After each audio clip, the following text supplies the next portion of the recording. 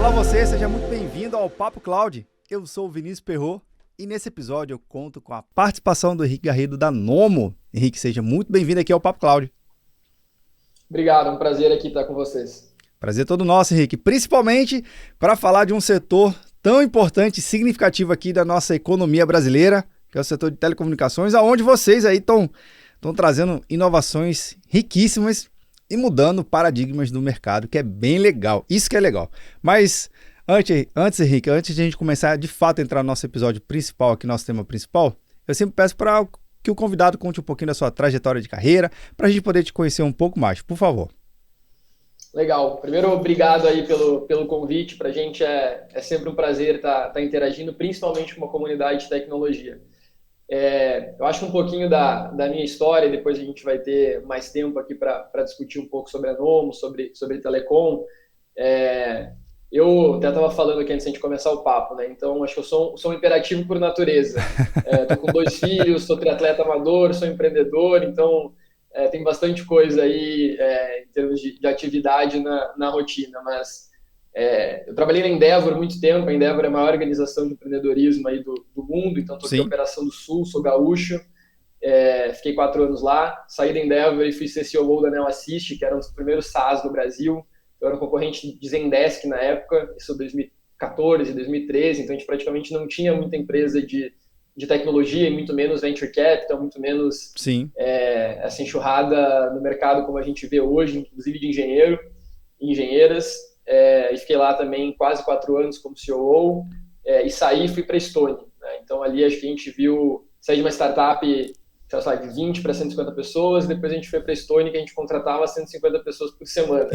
E aí grande parte da nossa história, inclusive, passa por lá, né? Porque o nosso founding team aqui, eu acho que as 13, 14 primeiras pessoas que a gente contratou vieram, acho que quase todas da Stone, quase todas ajudaram a construir os primeiros sistemas core da Stone, e foi lá que a gente viu um setor muito grande, muito concentrado, ser extremamente disruptado. Então a Stone foi provavelmente um dos maiores IPOs Nasdaq que a gente já fez aqui, Latam, um IPO de 25 bilhões de dólares, e que grande parte do que a gente coloca ali na conta dessa razão era construção de tecnologia no mercado que tinha muito legado, que era o mercado de pagamentos. Então a gente saiu de lá com essa mesma pegada, né, de como é que a gente cria uma empresa de tecnologia numa indústria que é parecida com o sistema financeiro, mas deve ter aí uns 15 anos de delay, que é a telecom. E ali começa a jornada empreendedora. Fora isso, eu fiz acho que uns 9 ou 10 investimentos anjo, cada vez um pouco mais criterioso e sempre olhando para a tecnologia. Por mais que eu não seja um cara propriamente de tecnologia, eu só entro em coisas, e acho que meus últimos 5, 6 investimentos eu só entro quando a gente faz uma diligência forte, cabeça de CEO, mas cabeça de CTO, como foram as primeiras tomadas de decisão, tamanho desses mercados. Então acabo me aventurando também nesse outro lado da moeda, que é uma forma da gente aprender, reciclar conhecimento e estar aí junto com uma comunidade, né? Tenho 2 filhos, então tem esse outro empreendimento, além de investimento, além da Nomo, tem acho que o maior empreendimento da vida aí, que é a gente se manter cabeça boa para frente, construindo o nosso legado pessoal também. Então acho que esse é um pouquinho de mim, e aí aberto aí para a gente bater o papo da melhor maneira que você queira conduzir. Cara, sensacional, Henrique, principalmente esse fato de você ter vivido essas experiências bem agitadas, vamos dizer assim, né?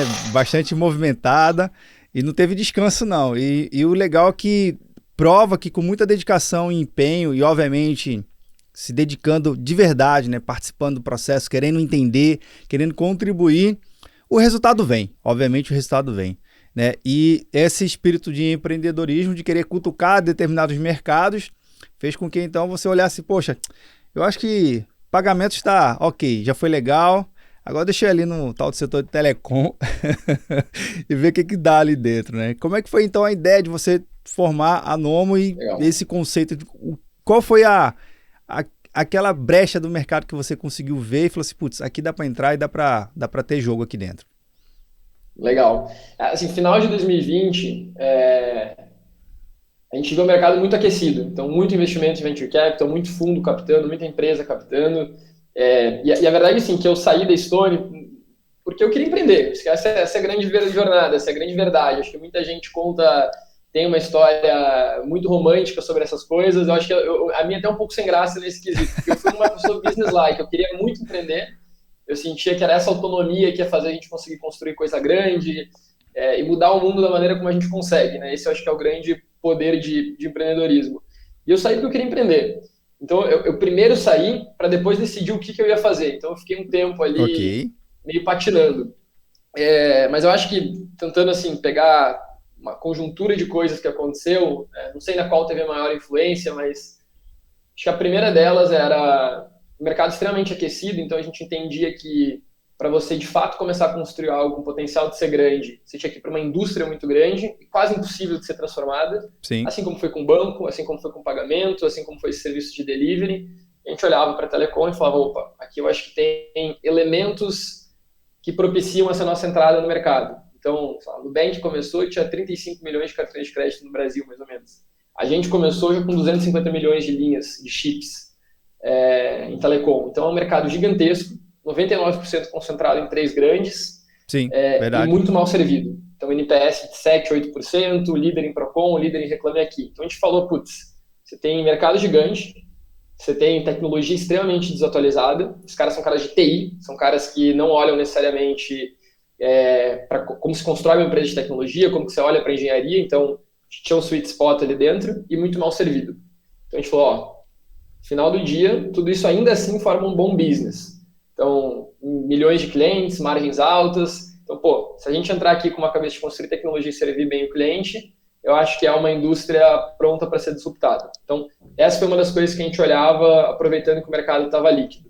A outra coisa, que tem uma história legal, que a gente conheceu um ex-presidente da Telemar, que mais tarde se tornou a Oi. Então, fez a privatização da Telemar. É um cara que se chama Ronaldo Iabrude, então tem uma importância na minha trajetória profissional gigantesca, quase um coach para mim. Legal. E ele começou a falar um pouquinho de telecom, ele já estava se aventurando em alguns investimentos também que ele estava fazendo na física. Hoje ele foi presidente do Pão de Açúcar, do Grupo Cassino, é chairman até hoje, da Suzano também, então, cara super bem conceituado, mas começou a abrir as portas de telecom. E o mais incrível pra gente é que a gente olhava a época dele, que foi uma privatização, no começo dos anos 2000, e eram as mesmas pessoas que ainda estavam dentro das grandes operadoras. Então a gente falava, opa, se em quase 25 anos as coisas não mudaram tão drasticamente, ainda tem um sweet spot para a gente entrar e começar a construir, reconstruir essa indústria. Então acho que teve muito da influência dele, e teve uma terceira coisa que foi a influência da Estônia. Então a Estônia era exatamente o que a gente estava olhando, era um mercado gigantesco, concentrado, com pouca tecnologia. E a gente veio grande parte do time de lá. Então quando a gente olhava para isso, a gente falou, o que a gente sabe fazer? Eu acho que esse growth stage a gente viveu em indústrias muito grandes e, a gente não tem perfil de ser lifestyle business. A gente quer construir algo na nossa vida é up or out. Ou vai dar muito certo, pode dar muito errado. Mas eu acho que é ali que você tem a chance da realização ali, de começar de fato a construir um negócio que possa ser gigante, fazer bem para os clientes e ter uma cultura muito forte. Então acho que foi essa conjuntura de várias coisas que estavam acontecendo ali em 2020, 2021 que fizeram a gente tomar essa decisão, né? Que nada mais é do que um salto de coragem. No começo você tem pouca tese, você tem pouca gente, você conhece pouco da indústria. Mas você quer muito. Então esse will, esse querer faz a gente correr desesperadamente para conseguir acreditar que dá para disruptar o setor. E aí, com o passar dos anos, cada dia a gente está mais confiante que isso sim vai acontecer e que isso sim está acontecendo. Então essa é um pouco do nosso day one. Cara, sensacional. Eu acho que todos os dados que você citou, Henrique, fazem muito sentido, porque no Brasil, a nossa população não é de 250 milhões, é menos, né? Vamos fazer uma conta redonda aqui, 200 milhões de habitantes.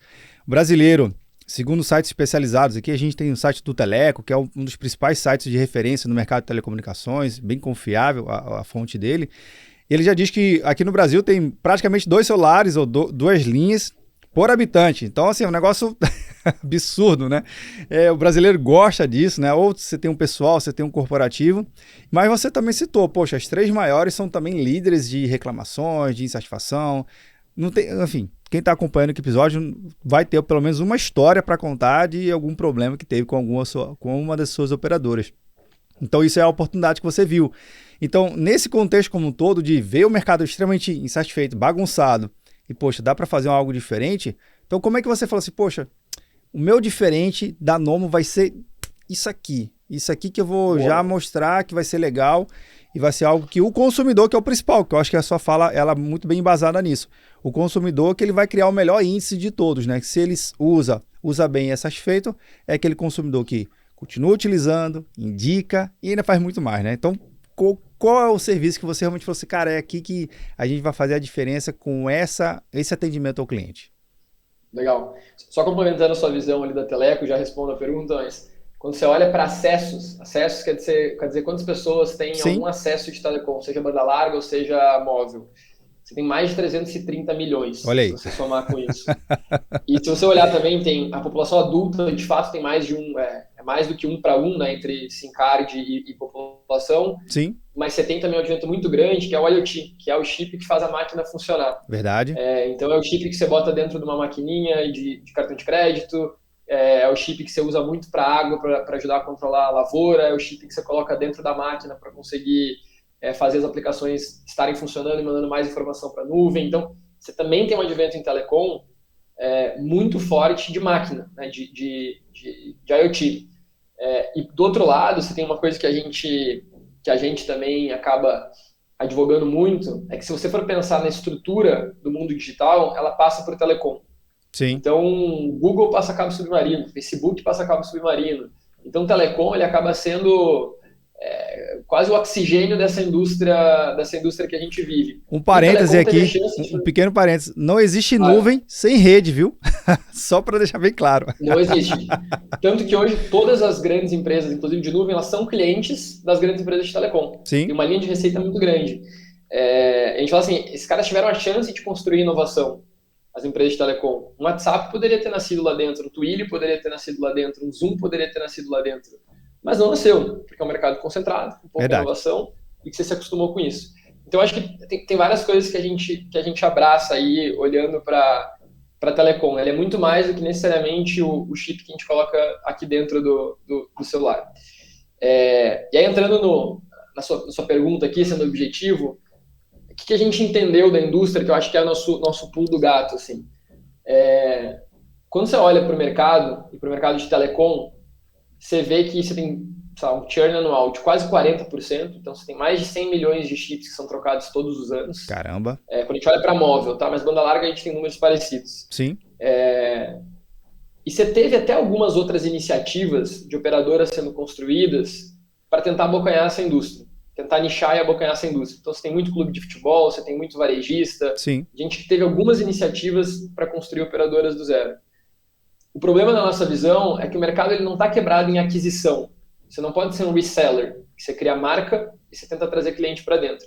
Porque o modelo de você fazer isso é você usar a mesma stack que os grandes usam. Verdade. Se você usar a mesma stack, você até tem uma marca legal. Você até consegue falar, pô, eu tenho um Nubank de telecom, eu tenho um mock de produto legal, eu tenho desenhos legais, eu tenho marcas legais.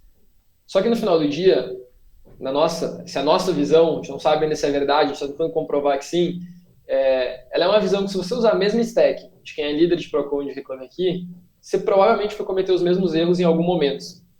E aí, dificilmente, você faz telecom ser algo como o Fintech fez. Um business que o NPS pode ser 70%, 80%. Porque o que o cliente está cansado? Está cansado de ser mal atendido, de ter cobrança indevida, de não ter confiança dentro dos provedores de internet deles. Então, quando você olha para isso, não é um problema de aquisição, essencialmente. A aquisição está dada. Você tem 100 milhões de chips que são trocados todo ano. Ok. O que você precisa fazer é um negócio com pouco atrito. Você precisa redesenhar, e a gente botava muito no nosso primeiro deck de captação, que a gente vai ficar um tempo sem cliente, porque a gente quer reconstruir do zero uma operadora que funcione. Então, como é que você leva, e aí depois a gente pode entrar aqui no papo de nuvem, mas como é que você leva telecom, que é uma indústria ainda muito baseada em hardware, muito baseada em on-premise, como é que você leva telecom para a nuvem, assim como foi fintech, e começa a construir sistema que você tenha mais autonomia, que você tenha mais flexibilidade, que praticamente você construa uma stack, uma plataforma que faça as coisas funcionar com menos atrito. Se você for pensar, telecom foi construída nos anos 90 para vender minuto, voz, muito caro, para poucas pessoas. Na época era pulso. Hoje ela vende dado, muito barato, para todo mundo. Verdade. como é que um sistema suporta isso ao longo do tempo se você não dá manutenção? Como é que você faz transformação digital É. se a pessoa de produto, design, engenheiro não quer trabalhar numa empresa como essa? Então, a nossa visão é o que está quebrado não é aquisição. O que está quebrado é você reconstruir algo que te dê uma experiência 10 vezes melhor na ponta.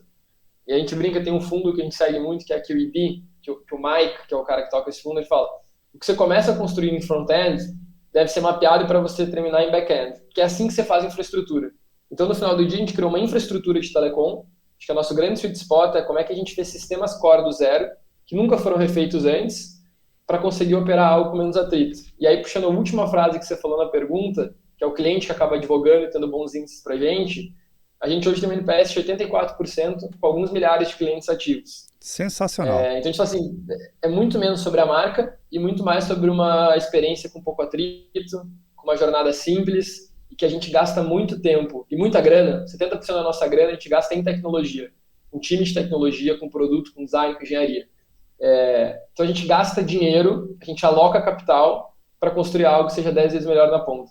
E isso não é marca e venda, isso é construir tecnologia. Óbvio que marca e venda tem um ativo gigantesco aqui dentro, tá? Mas faz o parte. nosso sweet spot é ser uma empresa de tecnologia atacando o telecom. A gente não é uma empresa de telecom tentando construir tecnologia.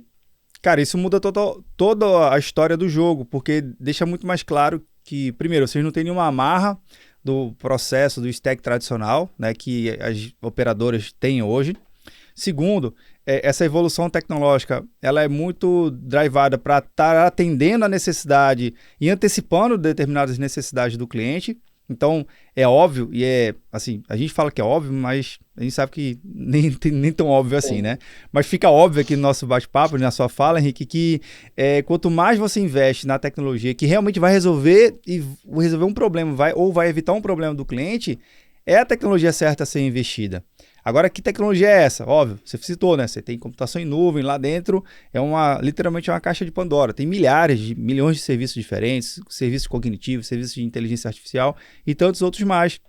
Então, acho que ter essa visão na tecnologia, mas não ser apaixonado unicamente pela tecnologia, mas sim ser apaixonado por resolver o problema com base na tecnologia. É isso. É isso, né? Acho que até nossas primeiras decisões aqui, talvez eu não seja o cara da companhia mais indicado para aprofundar esse tema, mas dando um pouco de contexto em como a gente pensa. E que eu acho que esse mindset também é o que a gente leva até para algumas empresas que a gente investiu quando a gente vai analisar qual que é a matriz das primeiras decisões que uma startup deve tomar. Porque se você quer ser uma empresa de tecnologia, acho que suas primeiras decisões te dizem muito onde você quer chegar.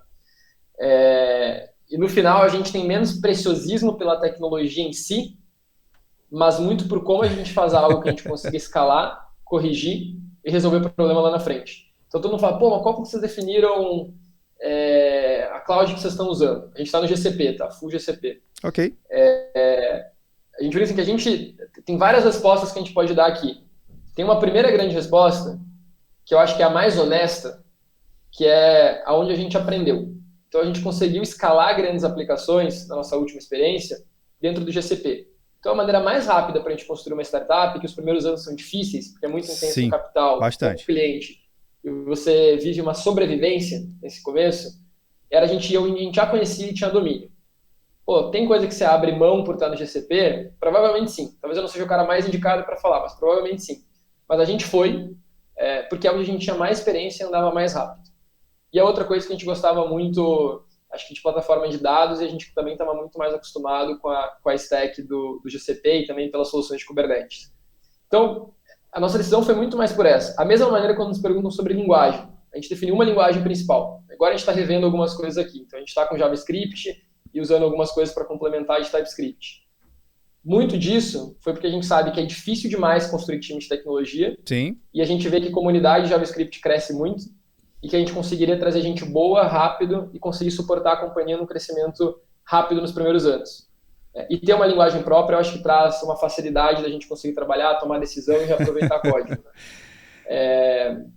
Então, as nossas decisões, você pode ver assim, pô, a gente sabe que tem linguagem mais performática, mas nesse começo era muito importante a gente andar rápido e reconstruir algo. Então, por isso a gente não tem preciosismo com tecnologia, mas a gente não faz nada sem pensar em tecnologia. Então, mesmo para essas decisões, eu acho que tem matriz de decisão clara, que é como a gente escala, como a gente acha gente, como a gente aproveita o conhecimento que a gente já tem. E isso, quando você vai para a indústria, não tem. Por exemplo, as operadoras não usam cloud público até hoje.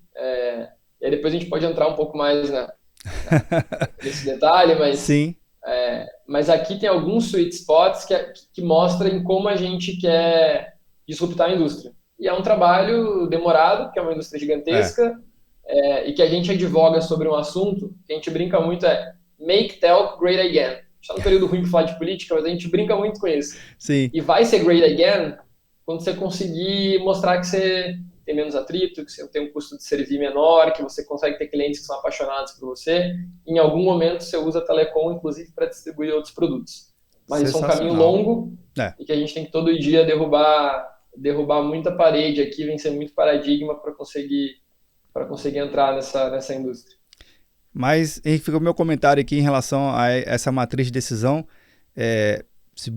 Se pelo menos metade das empresas tomasse a decisão baseada nessa matriz que você citou aqui, já teria um resultado bem melhor.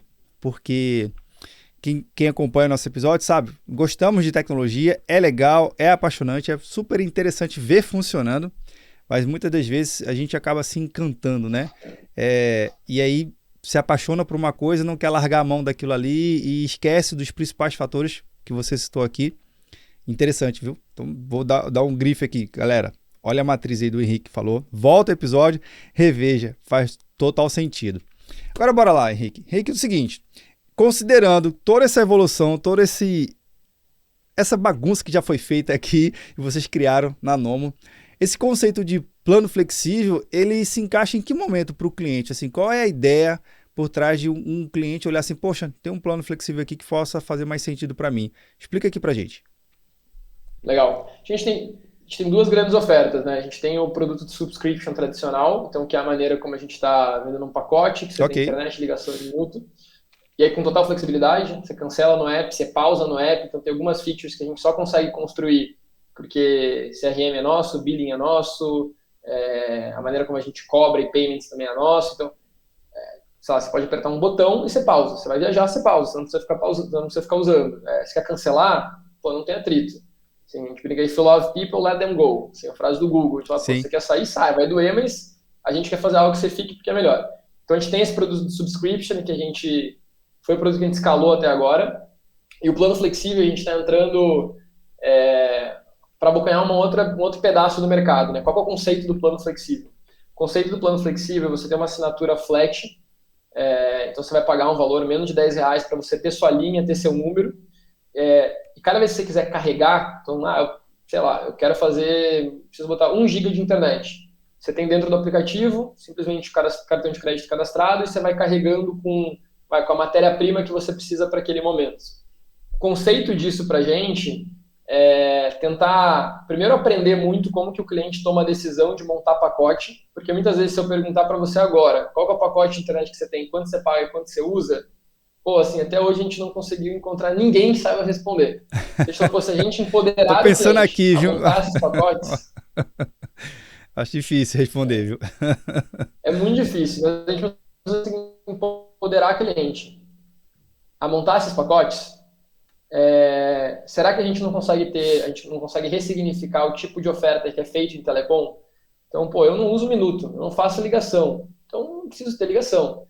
Mas eu gosto de usar dado. Então, eu vou comprar dado quase como um pay-per-use. Eu vou comprando e vou usando, Então, a gente acho que é uma forma de empoderar o cliente a conseguir garantir que ele tenha seu número, que tenha sua identidade digital ali dentro e que vá usando mediante demanda. E a gente também entende que esse produto ele é um pretexto para a gente começar a entrar em algumas coisas de segurança que a gente fala. Então, por que você não tem um segundo número virtual para fazer two-factor? Começar a se proteger desses roubos de celular. Como é que a gente pode fazer isso? Você pode ter um número virtual com a gente, que você está pagando um valor muito baixo, e que você não precisa ter matéria-prima, mas você consegue fazer algumas coisas de número virtual, two-factor, etc. Então, ele também eu acho que é um pretexto que a gente vê muito como uma capacidade de inovar ali na frente. E a outra coisa é o segundo número. Né? Então, muita gente tem segundo número, mas você não precisa ter 2 aparelhos. Verdade. E, by the way, você dificilmente vai usar os seus 2 números na mesma proporção. Então, como que a gente reduz essa conta e deixa o cliente sendo bem atendido naquilo que ele precisa? Então acho que ele vem assim, de uma forma de maior coisa é empoderar cliente. Empodera, monta a sua oferta e a gente vai estar aqui fazendo o mais fair possível para você ser bem atendido. E a outra é a nossa capacidade de inovação, de construir produto, de aprender numa velocidade rápida para onde o mercado de telecom está indo. Cara, incrível, Henrique. Agora, assim, uma pergunta visando o usuário, tá bom? Tá acompanhando aqui o bate-papo, achei legal. Poxa, eu queria contratar, mas eu não vejo o chip da Nomo, né? Num varejista de vestuário, que eu frequentemente já uso, ou na rua, ou numa banca de jornal. Como é que eu chego até vocês? Muito bom. Primeira coisa, a coisa mais legal, que a gente mais se orgulha até agora. 35% das nossas vendas estão vindo de indicação. Então a gente Legal. produtizou uma feature de Member Get Member. A gente sempre fala assim, a gente quer crescer muito, a gente quer crescer do jeito certo. Então crescer do jeito certo é você crescer com churn baixo, com NPS alto, com indicação, com CAC saudável, e a gente está conseguindo. Então grande parte do nosso canal hoje vem por indicação. A gente tem no app uma feature de Member Get Member que é super legal, para a gente construir um produto em cima disso, e que hoje é uma geração muito grande de lead de vendas para a gente. A outra maneira que a gente está fazendo, a gente ainda tem fila de espera. Então, o que a gente fala muito? Assim, a gente está procurando, ainda numa fase, mesmo tendo alguns milhares de clientes, uma fase ainda muito beta. Uma fase que a gente coloca o cliente para testar, para nos dar feedback, que tenha fit com o produto. Que é a maneira da gente ter uma capacidade de aprender muito rápido com aquele que vê valor no que a gente está construindo. E a gente sabe que tem uma parcela do mercado que ainda é muito sensível a preço, a oferta. Sim. Por mais que a gente já reduziu o preço 2 vezes, melhorou a oferta 2 vezes nos últimos 8 meses, a gente tenta ainda trabalhar muito com essa fila de espera, com essa capacidade de achar o cliente certo no momento certo da companhia. Mas a gente já tem a nossa landing page, já dá para entrar na fila. Depois a gente até pode pensar aqui em como acelerar a turma do podcast, se quiser testar o produto, porque eu acho que tem bastante fit. E a decisão de não ir para distribuição em varejo, eu acho que ela ainda vai numa decisão de... Você tem aquele mote que o Vale do Silício falava muito, que era moving fast and break things. Sim. Puta, em telecom não dá para fazer isso. Não dá para break things. Porque se você não tem internet, você praticamente está sem sua dignidade. A gente não estaria fazendo esse papo. Eu não conseguiria pegar meu carro e chegar no meu escritório. Eu não conseguiria chamar um Uber. Eu não conseguiria pagar uma conta. Então, não dá para break things.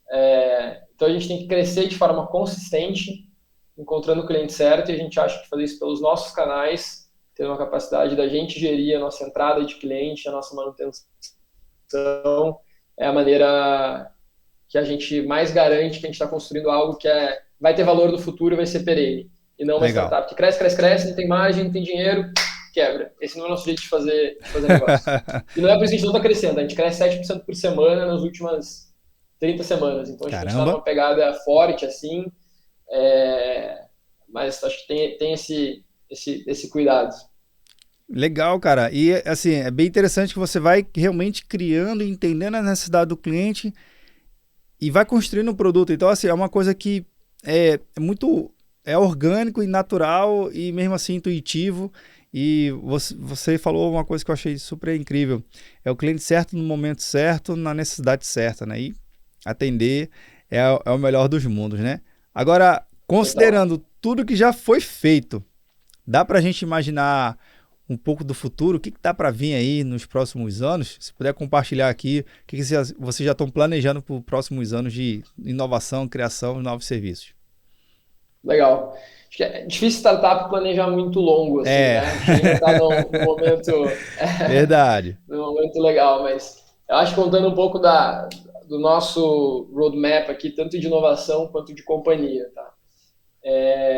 A gente viu um advento acontecer em telecom muito legal, que foi o leilão de 5G. Então, o leilão de 5G trouxe muita empresa construindo infraestrutura. Sim. Então, muito player novo. A gente teve 3 IPOs ano passado das empresas de fibra, de banda larga. Então, a gente vê que é um mercado que está crescendo muito. Então, a gente teve um dos maiores M&As do Brasil, que foi o BTG comprando a Oi. A gente teve 3 IPOs, a gente teve leilão de 5G. Então, a gente viu um advento muito grande de modernização de infraestrutura em telecom.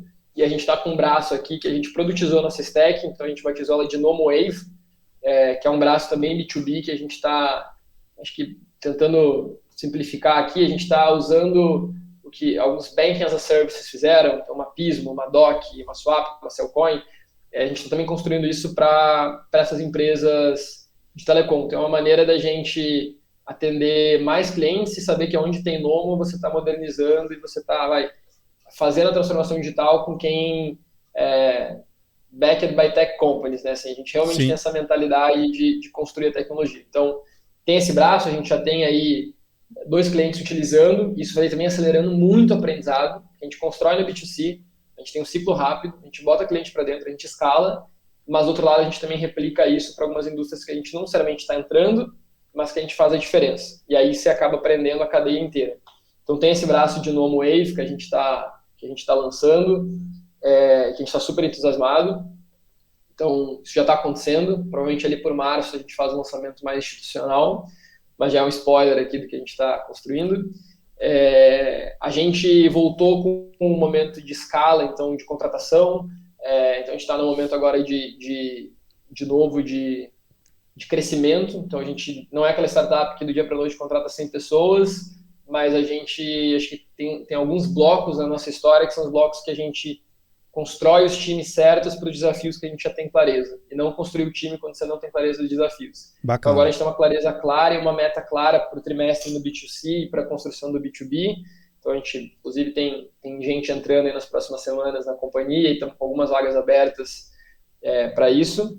E em termos de inovação de produto, a gente teve agora a oferta flexível, que a gente está lançando e botando clientes beta também para testar, e a gente chega em algumas centenas de clientes, com alguns ciclos de conversa e de entrevista rápidos e que vão durar aí uns 2, 3 meses para a gente garantir que está na hora de fazer o rollout, que a gente está mesmo resolvendo um problema e não só tem uma feature. Então, se não resolver problema, se o cliente não está usando e gostando, a gente não terminou o produto. Essa é um pouco da nossa mentalidade.